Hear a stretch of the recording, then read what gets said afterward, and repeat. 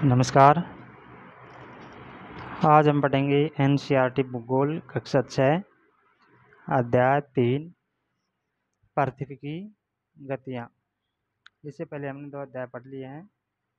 आज है पृथ्वी की गतियाँ अध्याय 3 कक्षा 6 भूगोल।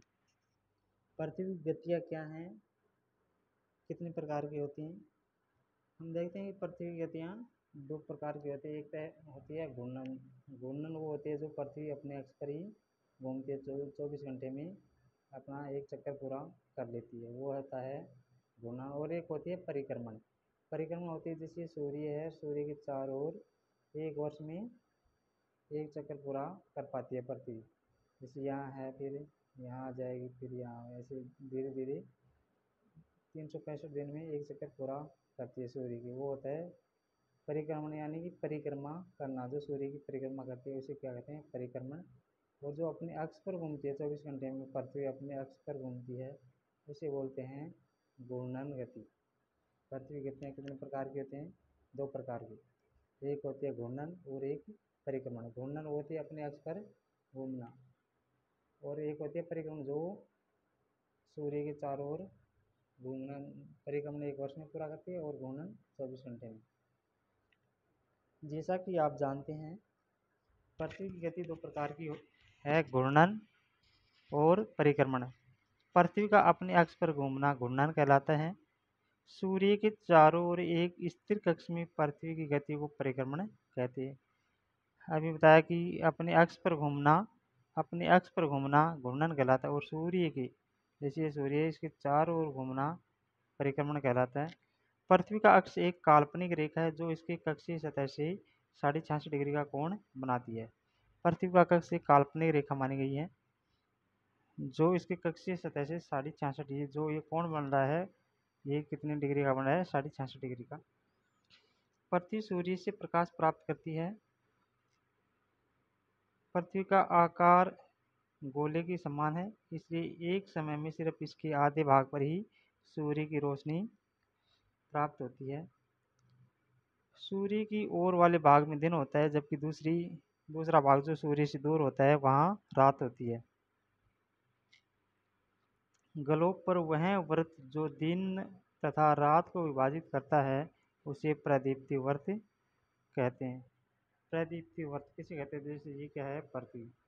ये क्या है, सूर्य। सूर्य से प्रकाश आ रहा है, पृथ्वी पर गिर रहा है। जहाँ तक पृथ्वी पर सूर्य का प्रकाश गिर रहा है, जिस स्थान तक गिर रहा है उसकी एक तरफ सूर्य की तरफ प्रकाश होगा और दूसरी तरफ पृथ्वी के विपरीत दिशा में रात होगी, और सूर्य के सामने वाली दिशा में पृथ्वी पर दिन होगा। इन दोनों की जो सीमा बनाती है दिन और रात के बीच में, जहाँ पर जिसकी एक लाइन के दूसरी तरफ दिन होता है, एक तरफ रात होती है। दिन और रात की सीमा रेखा को क्या बोलते हैं? प्रदीप्ति वृत्त। जहाँ पर दिन और रात को विभाजित करता है वो एरिया क्या कहलाता है? प्रदीप्ति वृत्त। यह वृत्त अक्ष के साथ नहीं मिलता है, जैसा कि आप चित्र 3.2 में देख सकते हैं। पृथ्वी अपने अक्ष पर एक चक्कर पूरा करने में लगभग 24 घंटे का समय लेती है। घूर्णन के समय काल को पृथ्वी दिन कहा जाता है। 24 घंटे में अपने अक्ष पर पृथ्वी एक चक्कर पूरा कर लेती है। घूर्णन के समय काल को पृथ्वी दिन कहा जाता है। ये 24 घंटे में जो पृथ्वी अपना एक चक्कर पूरा करती है, इसको पृथ्वी का एक दिन कहा जाता है। जिसे 24 घंटे बोलते हैं, एक दिन कहा जाते हैं। पृथ्वी की दैनिक गति, दैनिक यानी कि रोज प्रत्येक दिन पृथ्वी अपना एक चक्कर पूरा कर लेती है, हर रोज 24 घंटे में।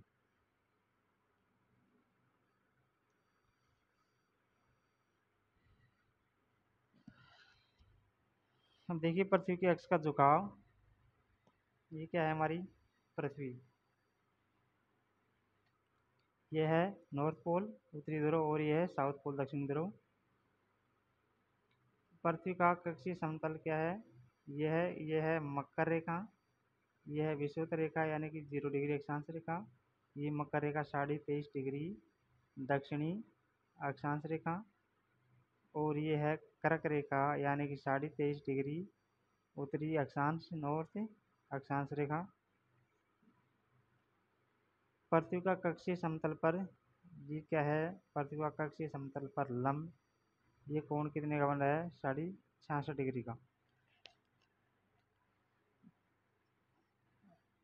देखिए ये क्या है हमारा सूर्य, सूर्य का प्रकाश आ रहा है, पृथ्वी के आधे भाग पर सूर्य का प्रकाश पड़ रहा है, सूर्य की किरणें, तो और आधे भाग पर पृथ्वी पर क्या हो रही है, रात हो रही है, इधर इधर क्या हो रहा है, दिन। और दोनों के बीच में जो ये लाइन है इसको ही क्या बोलते हैं, प्रदीप्ति वर्ष। जो रात और दिन को विभाजित करते हैं इसको क्या बोलते हैं, प्रदीप्ति वर्ष।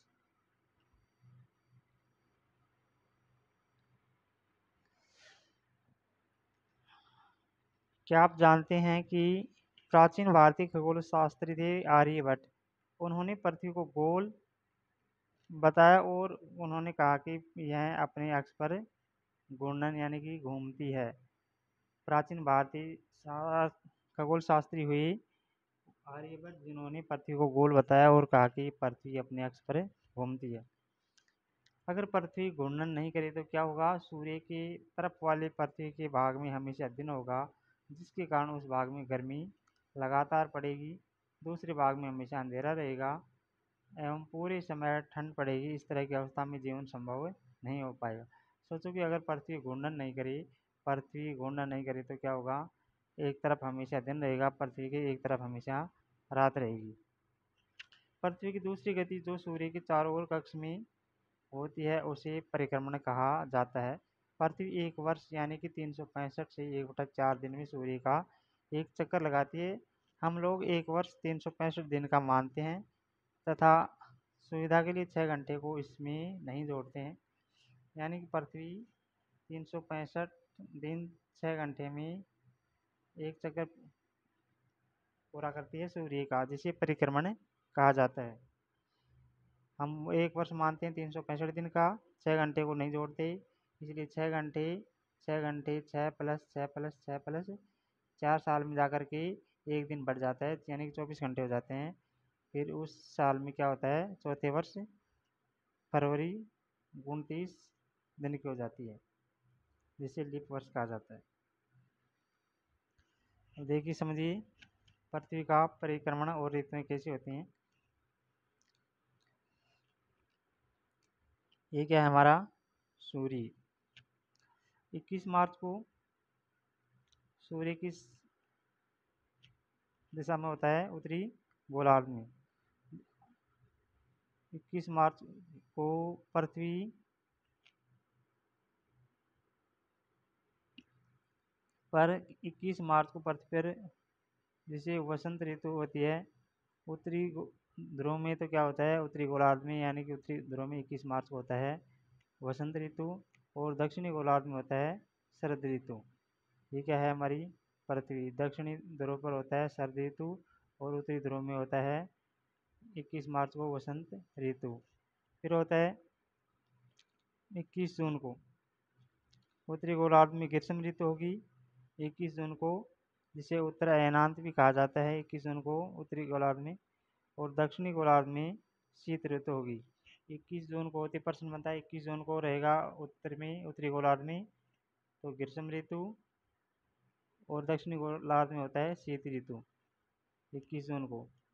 23 सितंबर को उत्तरी गोलार्ध में होता है शरद ऋतु और दक्षिणी गोलार्ध में होता है वसंत ऋतु। फिर है 22 दिसंबर को उत्तरी गोलार्ध में होती है शीत ऋतु और दक्षिणी गोलार्ध में होती है ग्रीष्म ऋतु, जिसे दक्षिणी अयनांत कहा जाता है। 22 दिसंबर को, 22 दिसंबर उत्तरी गोलार्ध में शीत ऋतु और दक्षिणी गोलार्ध में ग्रीष्म ऋतु। जैसे अपने कहाँ है, ये क्या है हमारा राजस्थान, ये क्या है पृथ्वी, ये है कर्क रेखा और ये है मकर रेखा। अपना भारत कहाँ है, यहाँ पर, तो कहाँ गए उत्तरी गोलार्ध में, यह है दक्षिणी गोलार्ध। अब यहाँ पर उत्तरी गोलार्ध में ये 0 डिग्री अक्षांश, ये कर्क रेखा और ये मकर रेखा अपने हैं भूमध्य रेखा के उत्तर में, उत्तरी गोलार्ध में। यह है अपना भारत और हमारा राजस्थान उत्तरी गोलार्ध में। जब यहाँ पर 22 दिसंबर को उत्तरी गोलार्ध में शीत ऋतु पड़े, हमारे दिसंबर में क्या पड़ते हैं, शीत ऋतु पड़ती है। शीत ऋतु होती है तो दक्षिण में क्या होगा उस टाइम, जब हमारे यहाँ पर उत्तरी गोलार्ध में सर्दी होंगी तो दक्षिण में क्या होगी, ग्रीष्म ऋतु। 21 जून को फिर देखिए 21 मार्च को जब उत्तरी गोलार्ध में हमारे यहाँ पर वसंत ऋतु होती है तो दक्षिणी गोलार्ध में यहाँ पर सर्दी ऋतु होती है। फिर है 21 जून को, 21 जून को हमारे यहाँ 21 जून को हमारे यहाँ ग्रीष्म ऋतु है। जून में गर्मियाँ होती हैं, ग्रीष्म ऋतु होती है। उस समय दक्षिणी गोलार्ध में शीत ऋतु होती है।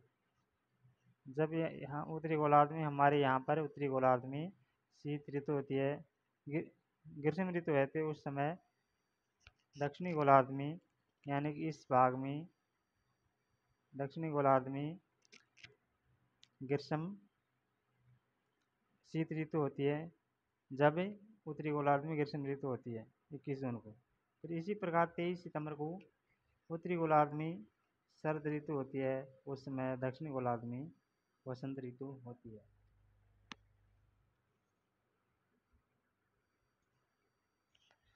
चार वर्षों में प्रत्येक वर्ष के बचे हुए 6 घंटे मिलकर एक दिन यानी 24 घंटे के बराबर हो जाते हैं। इसके अतिरिक्त दिन को फरवरी के महीने में जोड़ दिया जाता है।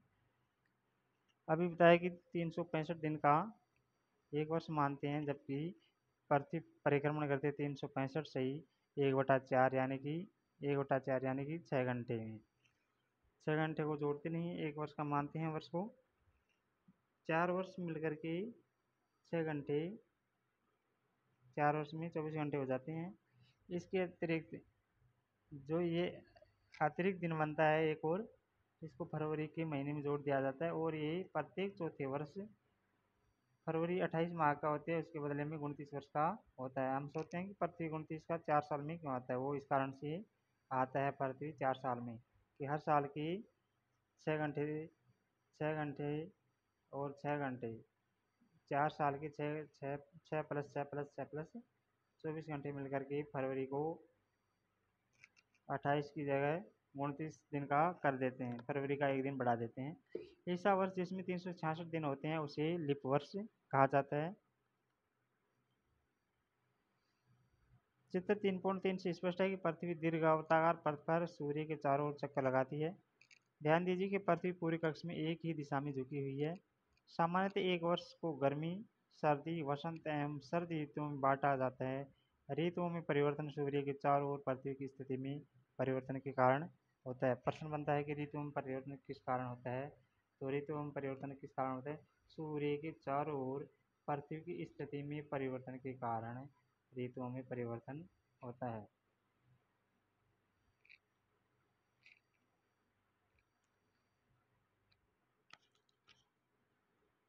चित्र 3.3 में आप देखेंगे कि 21 जून को उत्तरी गोलार्ध सूर्य की तरफ झुका है। सूर्य की किरणें कर्क रेखा पर सीधी पड़ती हैं।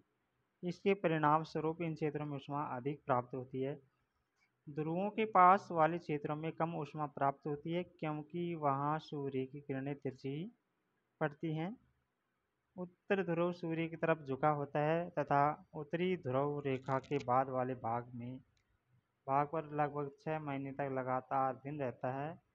क्योंकि उत्तरी गोलार्ध के बहुत बड़े भाग में सूर्य की रोशनी प्राप्त होती है, इसलिए विषुवत वर्ष के उत्तरी भाग में गर्मी का मौसम होता है।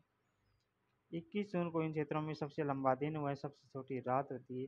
भाई 21 जून को उत्तरी गोलार्ध में सबसे लंबा दिन होता है, तो सीधी सी बात है जब दिन लंबा हुआ तो रात छोटी होगी। प्रश्न बनता है कि उत्तरी गोलार्ध में सबसे लंबा दिन कब होता है, तो 21 जून को। अगर पूछे कि उत्तरी गोलार्ध में सबसे छोटी रात कब होती है, तो वो भी है 21 जून को।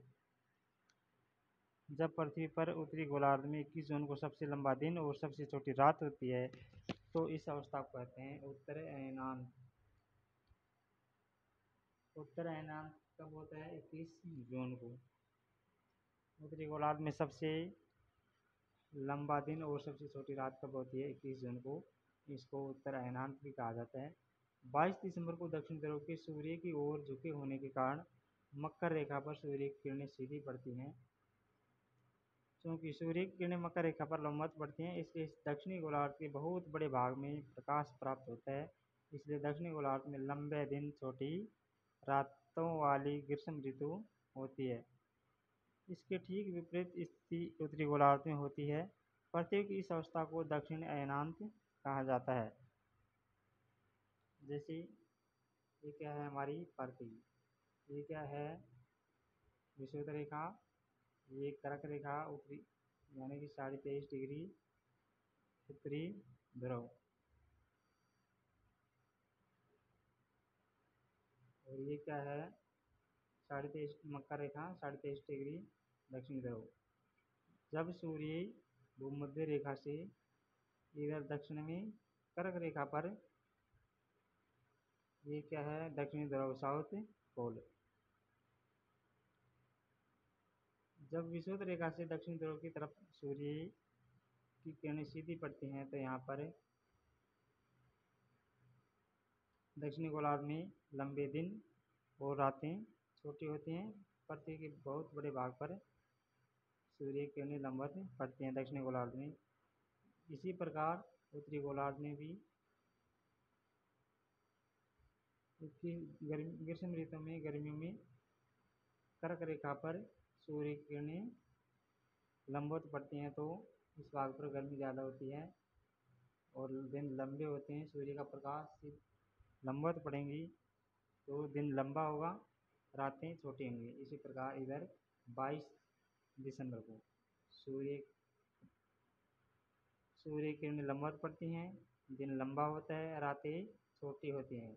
इधर 22 दिसंबर को ग्रीष्म ऋतु होती है और उत्तरी गोलार्ध में 21 जून को सबसे लंबा दिन होता है और दक्षिणी गोलार्ध में सबसे लंबा दिन 22 दिसंबर को होता है, जिसे दक्षिण अयनांत भी कहा जाता है। क्या आप जानते हैं कि ऑस्ट्रेलिया में ग्रीष्म ऋतु में क्रिसमस का पर्व मनाया जाता है और उत्तरी गोलार्ध में क्रिसमस का पर्व कब मनाया जाता है? 25 दिसंबर को। और दक्षिणी गोलार्ध में ग्रीष्म ऋतु में क्रिसमस का पर्व मनाया जाता है 21 मार्च में। 23 सितंबर को सूर्य की किरणें विषुवत वृत्त पर सीधी पड़ती हैं। 25 उत्तरी गोलार्ध में क्रिसमस मनाया जाता है 25 दिसंबर को। उत्तरी गोलार्ध में 25 दिसंबर को सर्दियाँ होती हैं, सर्द ऋतु होती है और दक्षिणी गोलार्ध में गर्मी होती है, ग्रीष्म ऋतु चल रही होती है। उधर दक्षिणी गोलार्ध में तो 25 दिसंबर को मनाएंगे तो उस टाइम दक्षिणी गोलार्ध में ग्रीष्म ऋतु होती है। 21 मार्च में 23 सितंबर को सूर्य की किरणें विषुवत वृत्त पर सीधी पड़ती हैं।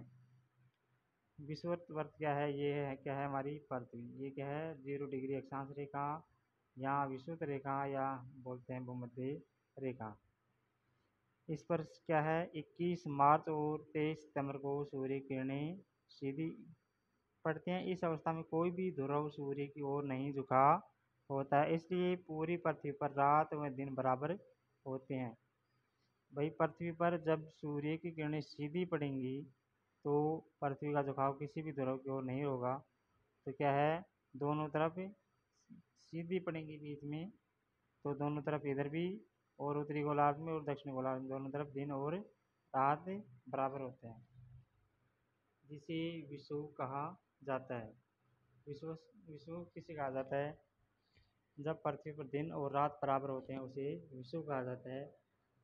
अगर ऐसे पूछे कि विषुव कब होता है तो ऑप्शन दे दे 21 मार्च, 22 मार्च, 23 सितंबर। तो 21 मार्च और 23 सितंबर को विषुव होता है और 22 दिसंबर को क्या होता है दक्षिणी अयनांत। 21 जून को होता है उत्तरी अयनांत। 21 और दिन रात बराबर कब होते हैं? 21 मार्च और 23 सितंबर को। 23 सितंबर को उत्तरी गोलार्ध में शरद ऋतु होती है जबकि दक्षिणी गोलार्ध में वसंत ऋतु होती है। 21 मार्च को स्थिति इसके विपरीत होती है। जब उत्तरी गोलार्ध में वसंत ऋतु तथा दक्षिणी गोलार्ध में शरद ऋतु होती है। जब उत्तरी गोलार्ध में शरद ऋतु होती है तो दक्षिणी गोलार्ध में वसंत ऋतु, और दक्षिणी गोलार्ध में वसंत ऋतु होती है तो दक्षिणी गोलार्ध में शरद ऋतु होती है।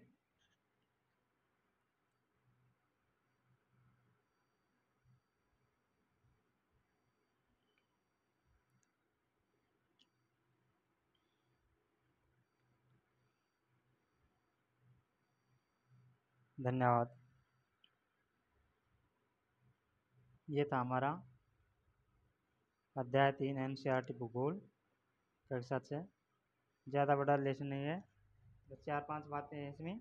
एक होता है पृथ्वी गतियाँ कितने प्रकार की होती हैं।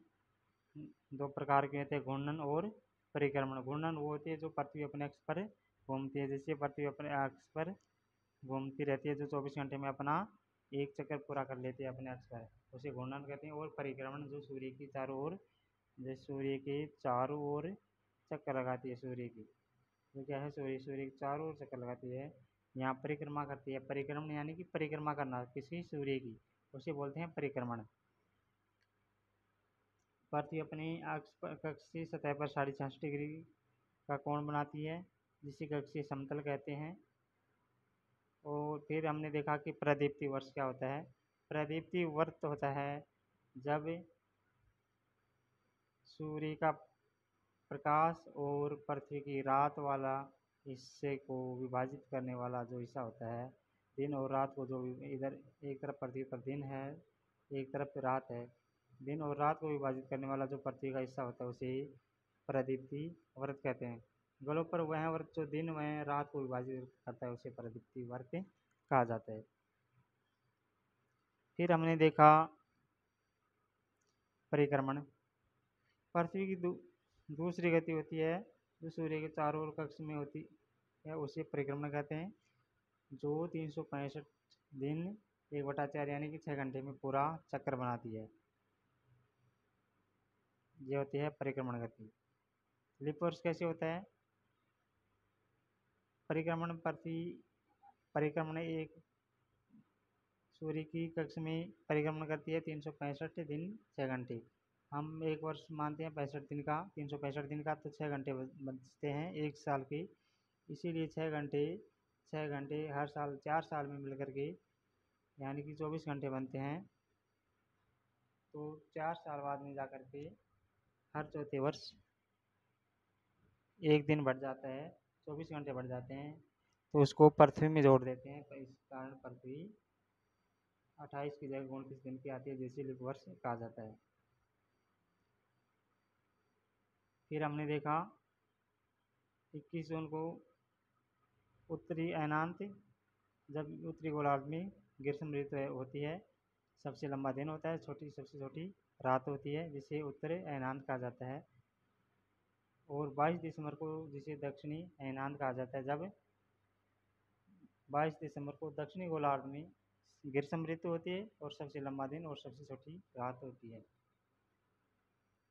फिर हमने देखा विषुव। विषुव क्या होता है। जब पृथ्वी पर दिन और रात बराबर होते हैं उसे विषुव कहा जाता है। और किस तारीख को होते हैं, 21 मार्च और 23 सितंबर को विषुव होते हैं। 21 मार्च और 23 सितंबर को विषुव होता है। ये क्या अवस्था होती है, जब पृथ्वी पर दिन व रात की अवधि बराबर होती है तो उसे विषुव कहा जाता है। और विषुव 21 मार्च और 23 सितंबर को होता है।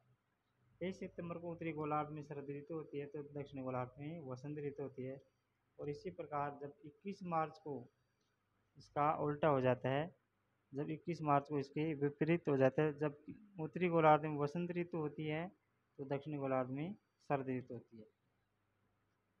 इसी प्रकार पृथ्वी के घूर्णन व परिक्रमण के कारण दिन व रात तथा ऋतुओं में परिवर्तन होता है। धन्यवाद।